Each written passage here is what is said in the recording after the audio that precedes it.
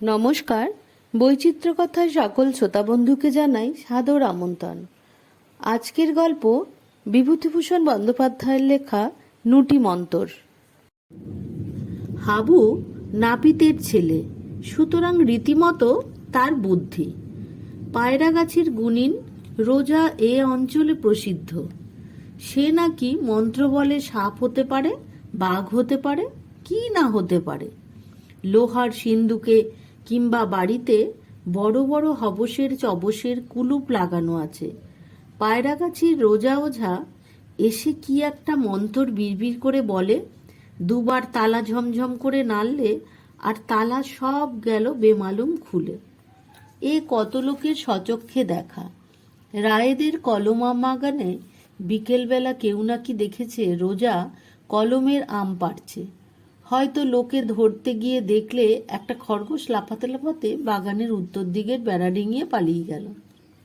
পায়রাগাছির রোজা মস্ত বড় নাম, কিন্তু আশ্চর্যের বিষয় এত বড় নাম করা রোজা যে তাকে কেউ কখনো দেখেনি।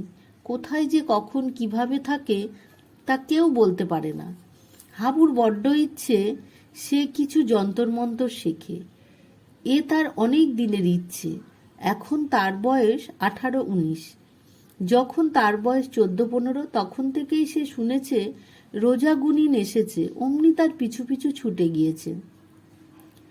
একবার তাদের পাশের গ্রামের হাই স্কুলে একজন বড় জাদুকর এসে নানান রকম তাসের খেলা, টাকার খেলা দেখালে। একটা তাস বেমালুম গোলাপ ফুল হয়ে গেল।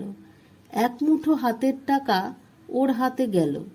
এক গ্লাস জল হয়ে গেল মিষ্টি শরবত। তাদের গায়ের 2-4 লোকের সঙ্গে হাবুও গিয়েছিল খেলা দেখতে। একখানা তাসকে তার চোখের সামনে গোলাপ ফুল হতে দেখে সত্যি সে কি আশ্চর্যই না হয়ে গিয়েছিল। ফেরার পথে সন্ধে হয়ে এসেছে। ওর কিরকম গা ছমছম করতে লাগলো। কালিশ্যাকরা দলের মধ্যে প্রবীণ। হাবু বলে, আচ্ছা কালী জ্যাঠা, ওসব কি করে করলে? কালিশ্যাকরা একটা তাচ্ছিল্য সূচক ভঙ্গি করে বললে, আহা, ওসব তো সোজা সোজা কালী জ্যাঠা, খুব সোজা। কিরকম সোজা? ওসব তন্তর মন্তরের কাণ্ড, আমি ইচ্ছে করলেই পারি। তুমিও পারো? কেন পারবো না? একদিন করে দেখাবে জ্যাঠা? হুম, যা, সময় হলে দেখাবো। ও কিছুই নয়। কালিশ্যাকরার কথায় কিন্তু হাবুর বিস্ময়বোধ দূর হলো না। সে গিয়ে জাদুকরকে পরের দিন সকালে পাকড়ালে।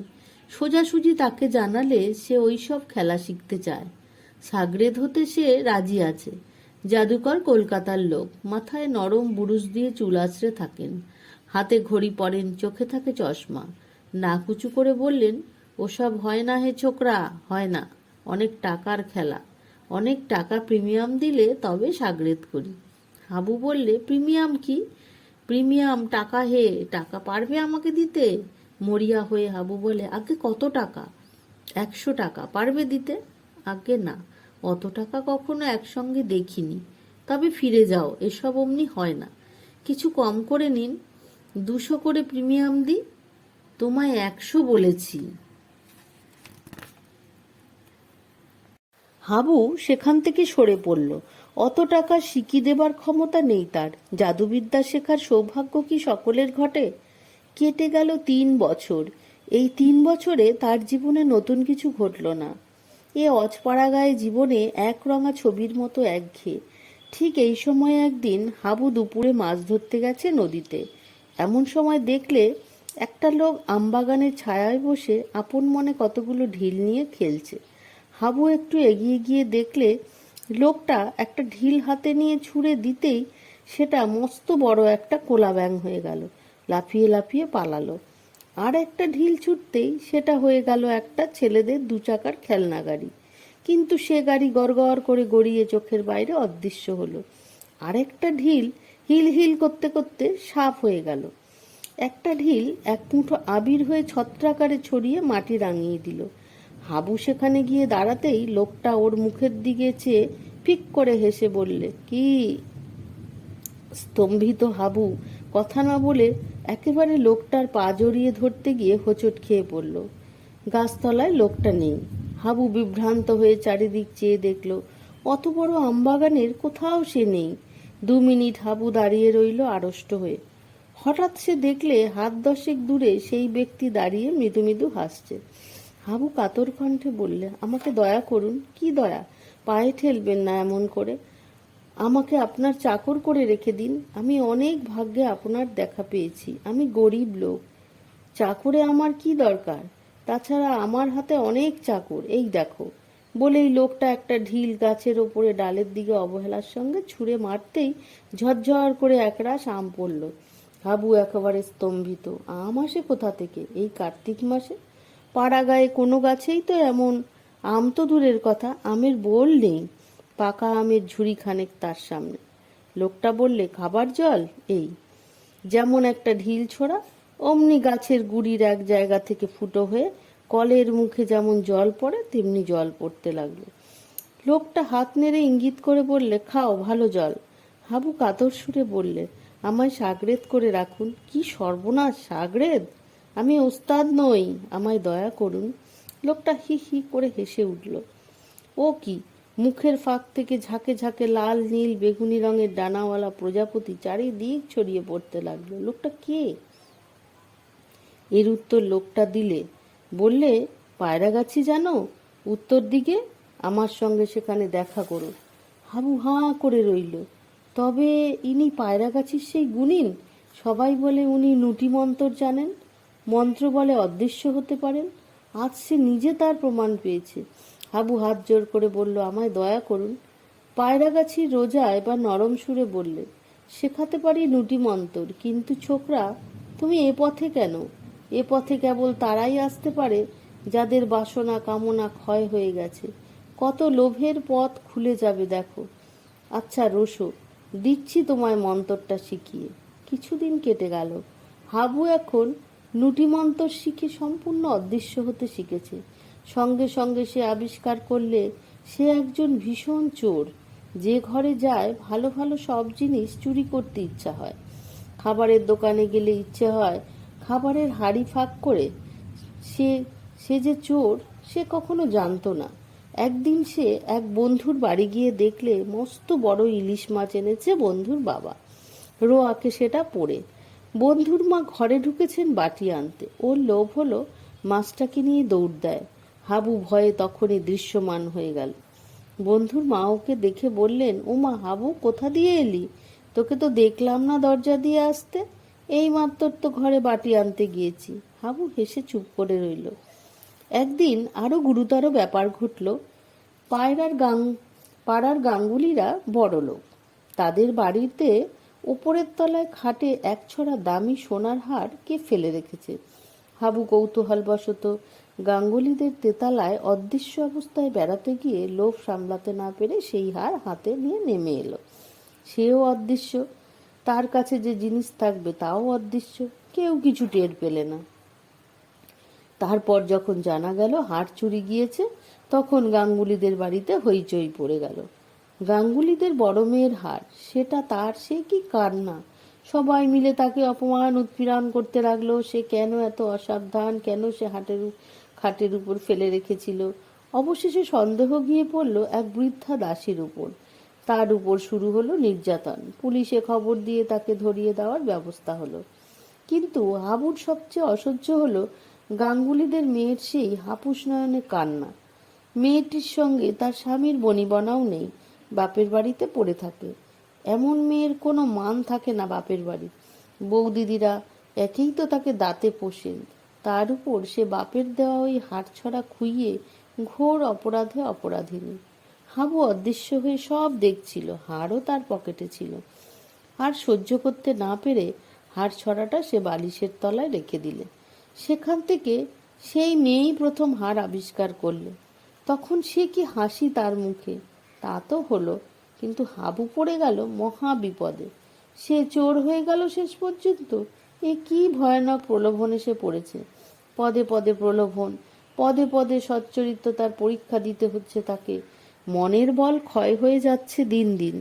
লোভ সামলাতে সামলাতে গলদঘর্ম। অদৃশ্য না হয়ে থাকা যায় না, অদৃশ্য হলেও বিপদ। এ কি সর্বনাশা মন্ত্র! মাসের পর মাস কাটে এই ঘোর অগ্নি পরীক্ষার মধ্যে দিয়ে। হাবু ইতিমধ্যে এক বিয়ে বাড়ির ভাড়ারে ঢুকে সেরখানেক সন্দেশ খেয়ে নিল। পরক্ষণেই জাগলো অনুতাপ, তীব্র অনুতাপ। সে কোথায় নেমে চলেছে দিন দিন? পায়রাগাছির রোজা এ কি সর্বনাশ তার করে গেল! কিছুতেই অদৃশ্য হবার প্রলোভন সামলানো যায় না, কিছুতেই ভোলা যায় না নুটিমন্তর। নুটিমন্তর তার জীবনের অভিশাপ।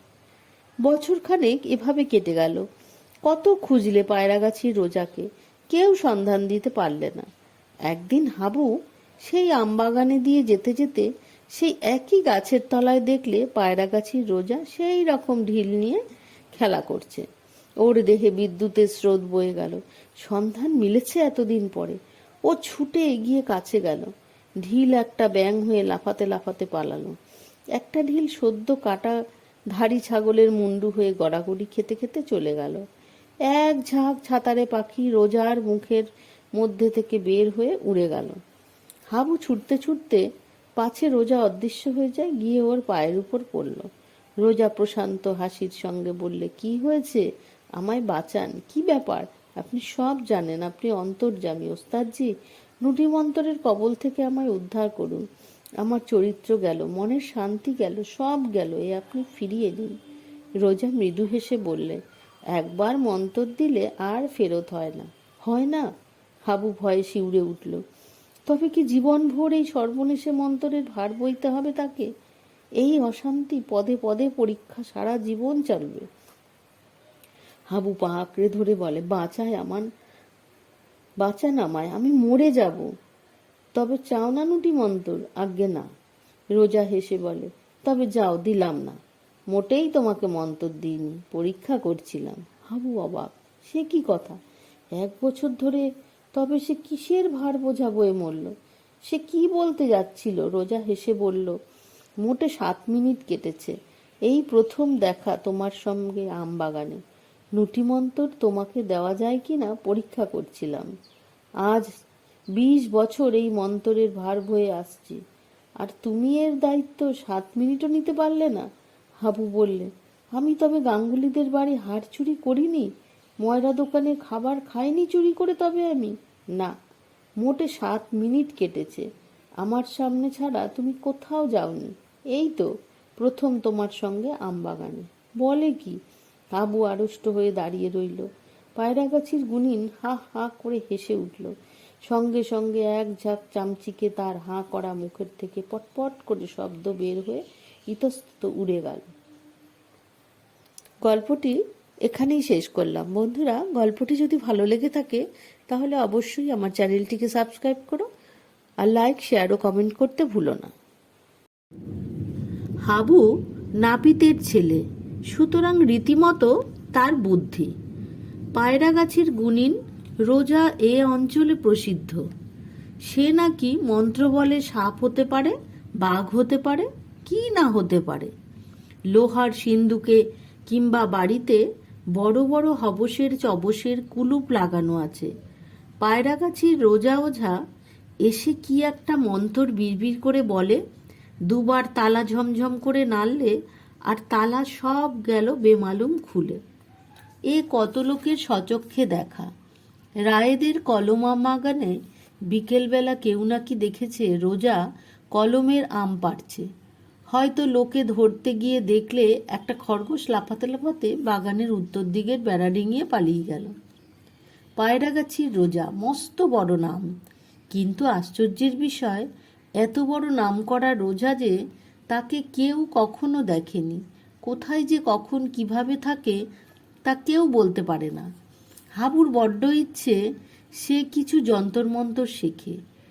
এ তার অনেক দিনের ইচ্ছে। এখন তার বয়স 18-19। যখন তার বয়স 14-15 তখন থেকেই সে শুনেছে রোজা গুনিন এসেছে, অমনি তার পিছু পিছু ছুটে গিয়েছে। একবার তাদের পাশের গ্রামের হাই স্কুলে একজন বড় জাদুকর এসে নানান রকম তাসের খেলা, টাকার খেলা দেখালে। একটা তাস বেমালুম গোলাপ ফুল হয়ে গেল। এক মুঠো হাতের টাকা ওর হাতে গেল। 1 গ্লাস জল হয়ে গেল মিষ্টি শরবত। তাদের গায়ের 2-4 জন লোকের সঙ্গে হাবুও গিয়েছিল খেলা দেখতে। একখানা তাসকে তার চোখের সামনে গোলাপ ফুল হতে দেখে সত্যি সে কি আশ্চর্যই না হয়ে গিয়েছিল। ফেরার পথে সন্ধে হয়ে এসেছে, ওর কিরকম গা ছমছম করতে লাগলো। কালিশ্যাকরা দলের মধ্যে প্রবীণ হাবু বলে, আচ্ছা কালী জ্যাঠা, ওসব কি করে করলে?